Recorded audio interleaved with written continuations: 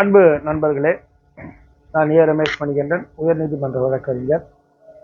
தமிழக வெற்றி கழகத்துடைய தலைவர் திரு விஜய் அவர்கள் மகளிர் தினத்தில் மகளிருக்காக பல சலுகைகளை அறிவித்திருக்கிறார். தமிழக வெற்றி கழகம் ஆட்சிக்கு வந்தால் செய்யும் என்று. அதில் ஒன்று, மகளிருக்கு இலவச பேருந்து. பொதுவாகவே நம்ம தமிழகத்தில் பார்க்கும் பொழுது பேருந்துகள் அப்படின்னும் போது எல்லாருமே சீட்டில் உட்காந்துக்கிட்டு ஃப்ரீயாக போகக்கூடிய அளவுக்கு கிடையாது.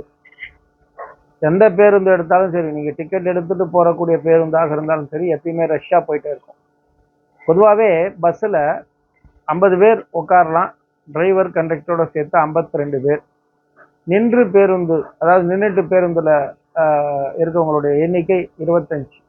ஸோ 50 + 2 + 25 இவ்வளோதான் இருக்கணுன்றது சட்டம்.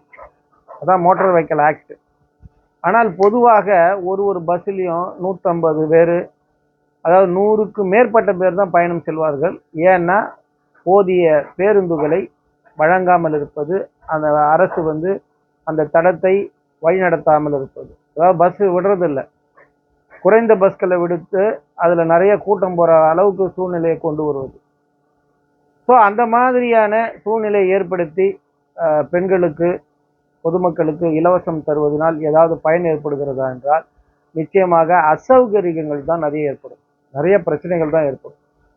அதனால் விஜய் அவர்கள் இலவசமாக எல்லா பேருந்துலையும் ஏறி செல்லலாம் என்பது வரவேற்கத்தக்க விஷயம்தான். ஏசி பேருந்தாலும் இருந்தாலும் சரி, ஸ்பெஷல் பேருந்து, நிறைய பேர்லாம் வச்சுக்கிறாங்க, டிக்கெட்டை மாற்றி போட்டு என்னென்னவோ செய்கிறாங்க. எந்த பேருந்தாக இருந்தாலும் மகளிர் இலவசமாக போகலாம் என்பது வரவேற்கத்தக்க வேண்டிய விஷயம்தான் ஒன்று. அதே போல் விஜய் அவர்கள் சொல்ல வேண்டிய விஷயம் என்னன்னா, பேருந்துகள் ஆட்சிக்கு வந்தால் நிறைய பேருந்துகளை நாங்கள் தடத்தில் விடுவோம் என்பதும் தேவைப்படுகின்ற விஷயம். ஏன்னா தலைவர்கள் எல்லாமே நிறைய வாக்குறுதிகள் தருவாங்க, ஆனால் அவர்களுடைய மட்டத்தில் இருந்து தருவார்கள். அது விஜயாக இருக்கட்டும், இல்லை வேறு யாராக இருந்தாலும் இருக்கட்டும், அவர்களுடைய மட்டத்தில் இருந்து வாக்குறுதி தருவதில்லை. மக்களுக்கு என்ன தேவை என்பதையும் நாம் பார்க்க வேண்டிய அவசியம் இருக்கிறது. அடிப்படையாக இலவசம் தேவையா மக்களுக்குன்னா பல பேர் வேணாம் தான் சொல்றாங்க, ஆனால் சில பேருக்கு தேவைப்படுகிறது. அப்படி நீங்கள் இலவசம் கொடுத்தாலும் சரி, இலவசம் கொடுக்காவிட்டாலும் சரி, மக்கள் நிம்மதியாக பேருந்தில் பயணம் செய்வதற்கு அதற்கான ஏற்பாடுகளை செய்து தர வேண்டும். இப்ப இருக்க சூழ்நிலை, நீங்க எந்த மாவட்டத்தில் இருந்தாலும் சரி, எந்த ஊர்ல இருந்தாலும் சரி, நான் உயர்நீதிமன்ற வழக்கறிஞர், பேருந்துல மேக்சிமம் போகக்கூடிய ஆள் இல்லை. காரணம், ஓரளவுக்கு வசதி இருக்குது, அதனால கார்ல தான் போவேன் வருவேன். ஆனால் ஒரு முறை நான் சென்னையில இருந்து என்ன சொல்றது, நம்ம ராமநாதபுரம் மாவட்டம் வரைக்கும் கோயிலுக்கு செல்வதற்காக நான் பஸ்ஸில் பயணம் பண்ண வேண்டிய அவசியம் ஏற்பட்டது. அப்படி பயணம் பண்ணும்பொழுது நான் இங்கேருந்து புதுக்கோட்டை, அதுக்கப்புறம் தொண்டி வழியாக ராமநாதபுரம், தொண்டி வழியாக ராமநாதபுரம் மாவட்டம் போக வேண்டியது. ஒரு 4-5 பஸ் மாறி போனேன். உண்மையிலேயே பார்த்தீங்கன்னா அவ்வளவு கூட்டம். அதாவது ஒரு மனுஷன் நல்ல சட்டை ட்ரெஸ் போட்டு ஏறினீங்கன்னா பஸ்ஸை விட்டு இறங்கும் போது அழுக்காயிடும். அந்த மாதிரி ஒரு சூழ்நிலை, கசங்கிடும். அந்த மாதிரி ஒரு என்ன சொல்றது, ஒரு சூழ்நிலை, ஒரு கம்ஃபர்டபுளா இல்லாத சூழ்நிலை. அந்த மாதிரி ஒரு சூழ்நிலையில இலவசம் கொடுப்பதை விட, இலவசம் கொடுக்காமல் நிறைய பஸ்களை விடுவது என்பது மக்களுக்கு நல்ல ஒரு மக்கள் மத்தியில் நல்ல வரவேற்பை தரும், மக்களுக்கு ஒரு சந்தோஷமான விஷயமாக வரும்.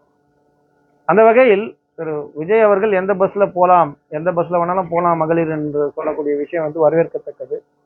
ஆனாலும் மக்களின் எதிர்பார்ப்பு திரு விஜய் அவர்களிடம் சரி, இல்லை மற்ற தலைவர்களிடம் சரி என்னன்னா, போக்குவரத்திற்கு நிறைய பஸ் விடப்பட வேண்டும். இப்ப இருக்க பஸ்ஸை விட 3 மடங்கு அதிகமாக விட்டால்தான், நான் சொல்ற சட்டப்படி 50 + 2 + 25 பேர், 50 பேர் உட்காரத்துக்கு 2 பேர் கண்டக்டர் டிரைவர், 25 பேர் நின்றுட்டு போற சூழ்நிலைக்கான பஸ் பயணங்கள் இருக்கும். அப்படிப்பட்ட பஸ் பயணம் தான் நம்மளுடைய மக்களுக்கு சந்தோஷத்தை கொடுக்கக்கூடிய பயணமாக இருக்கும். அதை திரு விஜய் அவர்கள் அடுத்த வாக்குறுதியில வெளியிடணும்னு நினைக்கிறோம். பொதுமக்கள் சார்பாக கேட்டுக்கொள்கிறேன். அதை வெளியிடுவாரா என்பதையும் பார்ப்போம். அவர் அறிவித்த எல்லா பஸ்லையும் ஏறலான்ற ஒரு விஷயம் வரவேற்கத்தக்கது. அது மட்டும் இல்லை, சில இக்கட்டான சூழ்நிலைகளில் இங்கேருந்து அதாவது அது நல்ல சில இக்கட்டான சூழ்நிலை யாராவது அவர் சொன்னதோட புரிதல் எனக்கு அப்படி தான் தோன்றியது. இக்கட்டான சூழ்நிலை ஒரு இறந்து விட்டாலோ மற்ற விஷயங்கள் போயிட்டு வர வேண்டிய சூழ்நிலை இருந்தாலோ அந்த மாதிரி சூழ்நிலை பணம் கையில் இல்லாத நேரங்களில் மகளிர் ஒரு இடத்துல இருந்து இன்னொரு இடம் போவதற்கு தமிழ்நாடு முழுவதும் பயணம் பெறுவதற்கும் இலவசமாக நாங்கள் ஏற்பாடு செய்கிறோம் அப்படின்னு சொல்லியிருக்காரு. பட் அது சிஸ்டத்தில் ஏதாவது ஒரு சிஸ்டமிக் விஷயங்கள் செய்வாங்கன்னு நினைக்கிறேன். பட் அதுவும் வரவேற்கத்தக்கது. ஏன்னா சில நேரங்களில் இங்கேருந்து ஒரு அவசர விஷயத்திற்கு ஏதாவது போகணும் அப்படின்னா பணம் இல்லாத கஷ்டப்படக்கூடியவர்கள் நிறைய பேர் இருக்காங்க. அதை நம்ம பார்த்துருக்கிறோம். நம்மளே கூட பல பேருக்கு உதவி செய்திருக்கிறோம். அந்த மாதிரி சூழ்நிலைலாம் உண்டு. அதுவும் வரவேற்கப்பட வேண்டிய விஷயம்தான்.